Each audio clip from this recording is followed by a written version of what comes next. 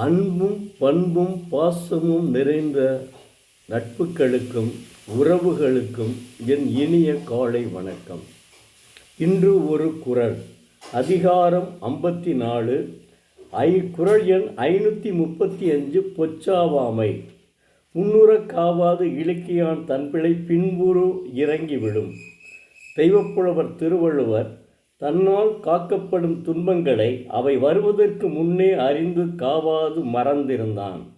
பின் வந்துற்ற காலத்துக்கால் ஆகாமையின் அப்பிழைகளை நினைந்து இறங்கிவிடும். விளக்கமாகவும் சொல்கிறேன். வரும் துன்பங்களை முன்பே அறிந்து காக்க வராமல் மறந்தவன் பின்னர் துன்பம் வந்த பொழுது தன் பிழையை நினைத்து வருந்துவான். அதாவது துன்பம் வருவதற்கு முன்னவே ஆராய்ந்து அதனை தடுத்து விட வேண்டும். அப்படி தடுத்து விடாமல் மறந்தவனுடைய நிலை பின்னால் தன் பிழையை நினைத்து வருந்த நேரிடும் என்று சொல்கிறார். உண்மைதானே? ஒரு குற்றம் வரும் தெரிஞ்சுக்கிட்டு அப்புறம் ஏன் நீ தடுக்காமல் இருக்க? அதுதான் திருவள்ளுவர் சொல்கிறார். எவ்வளோ அற்புதமாக சொல்லியிருக்கார் பாருங்கள். ஒவ்வொரு குறளுமே அற்புதம் தாங்க. அடுத்து ஒரு குறளை பார்ப்போம். அதிகாரம் 59, குறள் எண் 555. ஒற்றாடல் என்பது, அதாவது அம்பாசடர்னு மக்களாட்சியில் சொல்கிறோம்ல, தூதுவர்கள்னு சொல்லிட்டு, அந்த மாதிரி தூதுவர்கள் அந்த காலத்து அரசன் காலத்துலேயும் இருந்திருக்கான். அதுதான் ஒற்றாடல்னு சொல்கிறார். அதாவது கடா உருவோடு கண் அஞ்சாது யாண்டும் உகாமை வல்லதே ஒற்று. தெய்வப்புலவர் திருவள்ளுவர் ஒற்றப்பட்டார் கண்டார் ஐயுறாது வடிவொடு பொருந்தி அவர் ஐயுற்று அரியலூரின் செயிர்த்து நோக்கிய அவர் கண்ணிற்கு அஞ்சாது நின்று 4 உபாயம் செய்தாலும் மனத்து கொண்டவற்றை உமிழாமை வல்லவனே ஒற்றவனாவான். அதாவது விளக்கமாகவும் சொல்கிறேன். ஐயப்படாத உருவத்தினோடு எவருடைய பார்வைக்கும் அஞ்சாமல் எந்த இடத்திலும் தன் மனத்தில் உள்ளதை வெளிப்படுத்தாத வல்லமையுடையவனே ஒற்றவனாவான். அப்படிப்பட்டவனைத்தான் ஒற்றவனாக ஆக்க முடியும். ஒற்றவன் எப்படி இருக்க வேண்டும் என்பதை அற்புதமாக சொல்லியிருக்கிறார். எப்படி? ஐயப்படாத உருவத்தினோடு எவருடைய பார்வைக்கும் அஞ்சாமல் எந்த இடத்திலும் தன் மனத்தில் உள்ளதை வெளிப்படுத்தாத வல்லமையுடையவனை ஒற்றவனாவான். ஒரு அம்பாசடரை நம்ம அனுப்பிச்சிருக்கோம்ல, அம்பாசடரும் அத்தகைய குணமுள்ளவன் தான். மக்களாட்சியில் அம்பாசடர் அவர் அப்போ ஒற்றர்கள்னு வச்சுருக்காரு. அதுதான் சொல்கிறார். எவ்வளோ அர்த்தமாக சொல்லியிருக்காரு பாருங்கள். அடுத்து கல்வி. அதாவது தொட்டனை தூறும் மாந்தர்க்கு கட்டளை தூறும் அறிவு. தொட்டனை தூறும் மாந்தர்க்கு கட்டளை தூறும் அறிவு. இது ஒரு முக்கியமான குறளுங்க கல்விக்கு. அதிகாரம் கல்விங்க 396வது குறளுங்க, 40வது அதிகாரம்ங்க. அதாவது நம்ம மணற்கேணியில் தெய்வப்புலவர் சொல்கிறார், மணலில் உள்ள கேணியில் தோண்டிய அளவிற்கு நீர் ஊறும், அதுபோல மக்களுக்கு கற்ற கல்வியின் அளவிற்கு அறிவு ஊறும். அதாவது விளக்கமாகவும் சொல்கிறேன். மணற்கேணி இருக்குல்ல, அதில் தோண்ட நீர் ஊறும், அதுபோல ஒருவன் படிக்க அதாவது படிக்க அவனுடைய அறிவு வளரும் அப்படின்னு சொல்லுவார். என்ன உதாரணம் சொல்லியிருக்காருன்னு பாருங்கள். அதைத்தான் பார்க்கணும். ஓமை என்ன சொல்லியிருக்காரு பாருங்கள். தொற்றனை தூறும் மணற்கேணி மாந்தர்க்கு, மனிதர்களுக்கு கற்றடை தூறும் அறிவு. எவ்வளவு கற்கிறானோ அந்த அளவுக்கு அவனுடைய அறிவு ஊறும். மணற்கேணியில் ஊன்றது போல ஊறும். இதை நான் நேரடியாகவே இந்த மணற்கேணியை பார்த்துருக்கிறேன். காரணம் என்ன? மணற்கேணி இல்லை.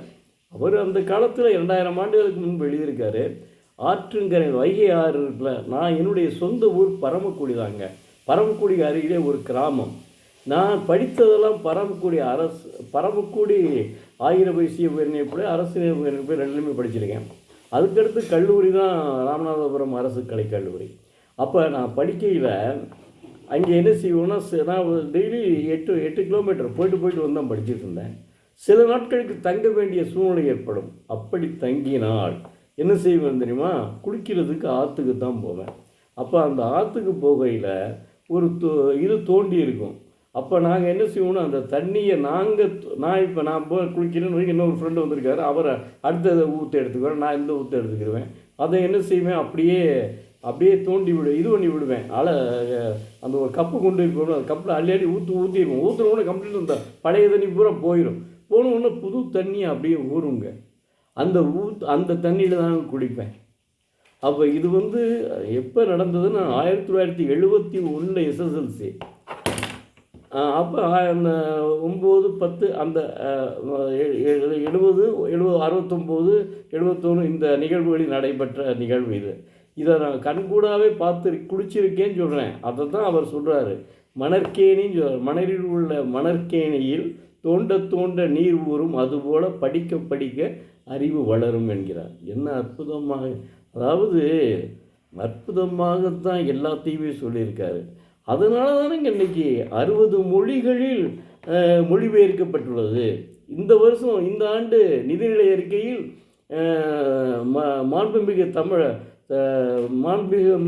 மாண்புமிகு அமைச்சர் தங்கம் தென்னரசு நிதிநிலை அறிக்கையில் வந்து இன்னும் 25 மொழிகளில் மொழிபெயர்க்கப்பட உள்ளது அப்படின்னு போட்டிருக்காங்க. அதுக்கு பணமே ஒதுக்கியிருக்காங்க. அப்போ என்னாச்சு, 85 மொழி ஆயிடுச்சு.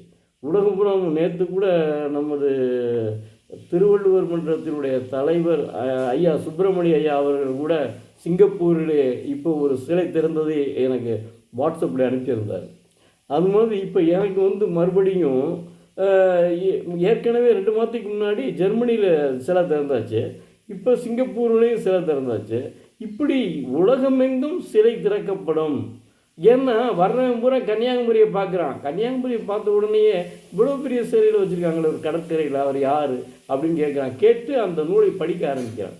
ஆனால் லியோ டால்ஸ்டாய் இருக்கார்ல, லியோ டால்ஸ்டாய், அதனால தான் அவர் போய் அங்கே போய் மகாத்மா காந்திக்கே லியோ டால்ஸ்டாய் தான் போய் சொல்கிறார், என்னங்க உங்கள் ஊர்லேயே திருவள்ளுவர்னு ஒருத்தர் அற்புதமான குரல் எழுதியிருக்காரு அப்படின்னு சொன்னோன்னே அவர் என்ன அந்த நூலை படிக்க, அவர் ஆங்கிலத்தில் படித்தார், நான் தமிழில் நூலை வந்து மூலக்கருத்தை தமிழில் படிக்க வேண்டும் என்ற எண்ணத்தில் அவர் வந்து என்ன செஞ்சார், அந்த நூலை தமிழில் படிக்க ஆரம்பித்தார். அவர் முடிச்சிட்டாரா இல்லையா தெரியாது பாவம். ஆனால் அவர் தமிழை படிக்க ஆர்வம் படித்தது அந்த இதனால தான், திருக்குறளுக்காக தான். திருவள்ளுவர் கிடைத்தது நமக்கு கிடைத்த பொக்கிஷம்ங்க. தமிழுக்கு கிடைத்த பொக்கிஷம். தமிழ்மொழி செம்மொழியானதும் திருக்குறளால் தான். அது யாரும் மறக்க முடியாது. யாராவது இல்லைன்னு சொல்லுங்க, இல்லை திருக்குறளுக்கு எதுக்கு சம்மந்தம் இல்லை அப்படின்னு சொல்லுங்க. சமய சார்பற்ற மொழிங்க, அதையும் முதல்ல மொழிங்க. சமய சார்பற்ற குறள், இந்த திருக்குறள் சமய சார்பற்ற குறள், அதையும் நீங்கள் நல்லா மனசில் வச்சுக்கணும். எல்லார் வீட்டிலையும் ஒரு திருக்குறள் இருக்க வேண்டும் என்பது என்னவா, அது கண்டிப்பாக இருந்தால் நீங்கள் ஒவ்வொரு மாணவனும் தயவுசெய்து தினந்தோறும் ஒரு குறளை படித்தால் நிச்சயமாக தங்கள் வாழ்வில் நீங்கள் வெற்றி அடைவீர்கள் என்பது என் மாறாத திண்ணம். அதனால் நீங்கள் மாணவ செல்வங்கள் கண்டிப்பாக ஒரு குறளையாவது தினம்போல் படிக்க. எவ்வளோ நேரம், ஒரு 10 நிமிஷம் ஆகும். ஒரு குறளை படிங்க. மனப்பாடம் சொல்ல சொல்லலை, ஒரு குறளை படிங்க, அதுக்கு பொழிப்புரை தெரிஞ்சுக்கிறங்க. உங்களை ஆட்டோமேட்டிக் குறளை படித்த உடனே பொழிப்புரை வந்துடும் அது பாட்டுக்கு. இதான்னு சொல்லி அதனால் சொல்கிறேன். நன்றி. நாளை மீண்டும் பார்ப்போம்.